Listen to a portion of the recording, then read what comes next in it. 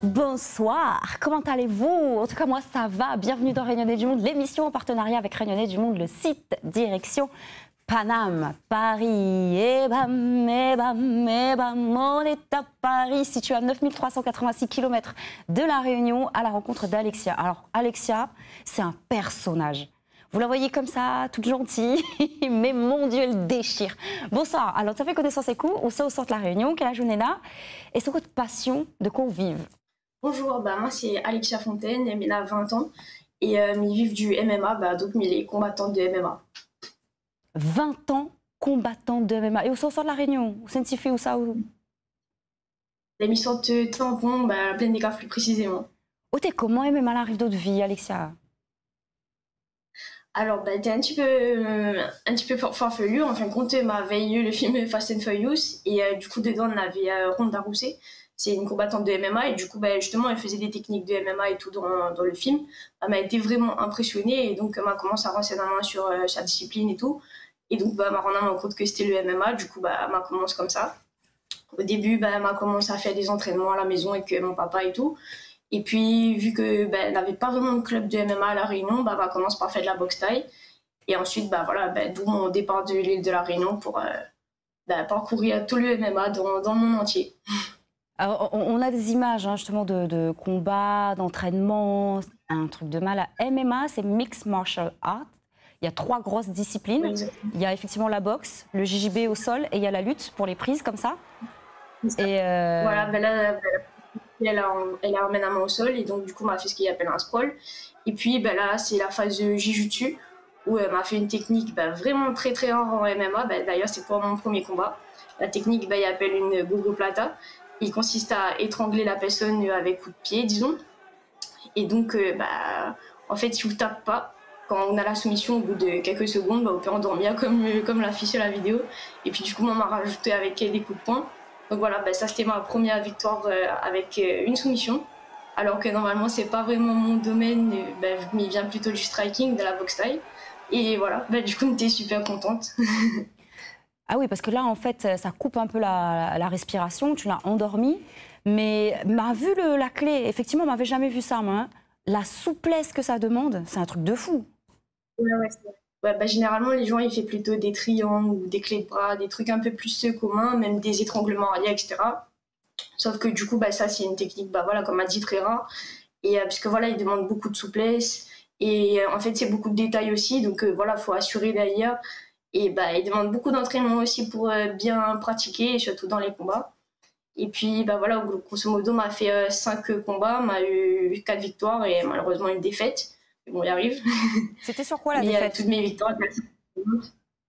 La défaite, c'était sur quoi? C'était un problème de vigilance? C'était à l'épuisement parce qu'il y avait trop de rounds? C'était ou la laisse l'ouverture? C'était quoi? Non, en fait, m'a un peu mal géré les 3 rounds, ce qui fait que du coup, maman m'avait absolument envie de faire ma soumission. Donc, m'a pris un peu trop de temps, vu que les rounds, c'était seulement 2 minutes au début. Donc, à la fin, m'avait la soumission, m'a failli faire endormir la fille, comme pour le premier combat. Sauf que malheureusement, elle a été sauvée par le gong, donc on m'a perdu. Mais bon, donc voilà, c'est une question de timing. Parce qu'il faut savoir que c'est du amateur, et alors qu'en professionnel, on a droit à 5 minutes. Donc, on a beaucoup plus de temps pour gérer toutes les phases, le striking, la lutte, et ensuite le jiu-jitsu. Donc voilà, après, c'est de l'apprentissage. Hein. C'est de l'apprendre, mais déjà, évidemment, mais déjà 2 minutes, c'est énorme. Parce qu'on passe du sol de l'horizontale à la verticale, le cardio, ça y va, il faut rester concentré, en même temps on attaque, mais en même temps il faut arriver à te défendre là où. C'est énorme, déjà il faut un cardio de fou. Ouais, faut être très agile et très vigilant parce que faut être prêt à défendre tout le temps et aussi à attaquer tout le temps. Après, franchement, faut savoir que 2 minutes, elle est très très court pour faire tout ça. Donc, en gros, mes 3 premiers combats, c'était en 2 minutes. Et puis ensuite, mes deux derniers, c'était sur 3 minutes. Donc, t'es un peu plus long, t'es meilleur. Mais bon, mais quand même pressé d'aller en professionnel pour faire du 5 minutes et pour avoir beaucoup plus de temps. Et quel âge tu as commencé, la boxe thaï? Le MMA, vraiment, m'a commencé à, disons, 18 ans et demi. Puisque m'a commencé quand m'a venu à Paris. En gros, au début, m'a fait de la boxe thaï, comme il disait, à La Réunion. Et puis, m'a parti 1 mois seulement en Thaïlande. Il devait rester 1 an, sauf que on m'a tombé malade, m'a eu la dengue et tout. Donc du coup, on est parti à Paris, moi et mon papa. Et puis à Paris, il m'a commencé à faire du MMA au MMA Factory. Et il m'a fait environ 7 mois, sauf que voilà, il bougeait pas trop. Donc, il m'a parti aux États-Unis. C'était vraiment une aventure et c'était une aventure nécessaire. Il ne regrette pas du tout et que m'a eu des bonnes opportunités. Donc, tout ça, il fait à peu près 1 an et demi, disons. Donc, voilà. Et la boxe thaï, où l'a commencé à quel âge? La boxe thaï m'a commencé à 15 ans à peu près, ouais. C'était en 2019. Ouais, donc ça fait quand même une sacrée progression en très peu de temps. Le papa, maman, Nena, elle est déjà dans les sports de combat, dans les arts martiaux? Non, papa il était plus dans la bagarre de rue, disons, et du coup, il a monté un petit peu à défendre maman au début. Elle a beaucoup rendu mon service aussi, et puis au début, on entraînait ensemble le temps de trouver un club. Et d'ailleurs, c'est comme ça que m'a commencé à faire mon bonne technique, les gogo plata, tout ça. Donc, il y a beaucoup d'entraînement derrière, quoi qu'il arrive. Oui, il est là, il a décidé de l'accompagnement depuis le début. Franchement, c'est un support. En plus, lui aide dans la vie de tous les jours déjà. Et puis aussi, lui vient dans mon coin, il est comme un coach pour moi. Et il appelle ça le second, disons, voilà. Et puis, lui aide à faire des petits entraînements. Et voilà, c'est vraiment un support. Et puis voilà, ça c'est mon coach aux États-Unis. Là, c'était pour un cours de jiu-jitsu, justement, avec les kimonos. Mais voilà, c'est mon coach de MMA, qu'il est aussi tout le temps dans mon coin. Et avant ça, tu fais pas sport du tout? Non, avant ça, pas du tout. Disons, quand on avait 12 ans, elle était un petit peu plus corpulente, on va dire, et tout. Elle était un peu plus gênée, mais depuis le temps, on m'a commencé les entraînements, m'a parti courir, m'a fait des trucs comme ça et tout. Avec les entraînements de boxe et de MMA, elle a donné beaucoup plus confiance en moi aussi. Mais non, avant, elle me faisait pas du tout de sport. Ah si, juste à 3 ans, on a commencé à faire de taekwondo. Mais bon, on a fait seulement 2 semaines, ça m'a, mais après, on a arrêté. Donc, il ne compte pas vraiment. Mais il y avait déjà cet appel-là. Et nous l'avons tête ceinture, là. Alors, c'est quoi de palmarès? Ouais, du coup, mon palmarès, alors, en boxe thaï, Minina, 4 combats, 4 victoires et 3 défaites en boxe thaï. Et dont une victoire en professionnel que m'avait fait à La Réunion. Et puis les ceintures, tout ça là, c'est en MMA. Donc en MMA, mon palmarès, c'est 4 victoires et 1 défaite, avec une victoire par soumission. Donc en haut de l'étagère, ils voient les 2 coupes. C'est les 2 premiers combats. Avec la petite casquette, c'est comme à perdre. Du coup, voilà, on a les points de médaille. Et puis les 4 ceintures dessous, en gros, on avait 2 ceintures pour le 4e combat et 2 ceintures de défense pour le 5e. Donc, Mille est championne de la Californie, 2 fois championne de la Californie et 2 fois championne de l'organisation Sportstar. Oh la vache! Il y a beaucoup, d'autres à dire, il y a beaucoup d'entraînements, notamment en Thaïlande, dans le pays de la boxe thaï. Mais est-ce que ça, il faut à où pour passer professionnel? Du coup, c'est quoi la prochaine étape? C'est quoi l'objectif? Alors, prochaine étape, en gros, normalement, pour passer en professionnel en France, il faut 6 combats amateurs. Donc là, on est seulement à 5. Donc, s'il veut passer en pro en France, il faut qu'il fasse encore un autre combat amateur. Ou sinon, mais il peut faire aussi encore plus de combats amateurs s'il veut. Et par exemple, aux États-Unis, il est possible d'aller en professionnel directement aussi.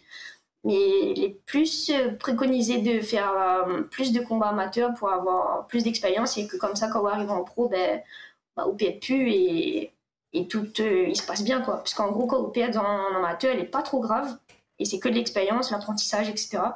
Donc l'idée, c'est que quand on est en pro, on est vraiment prêt et on a confiance en votre équipe et en vos entraînements et tout.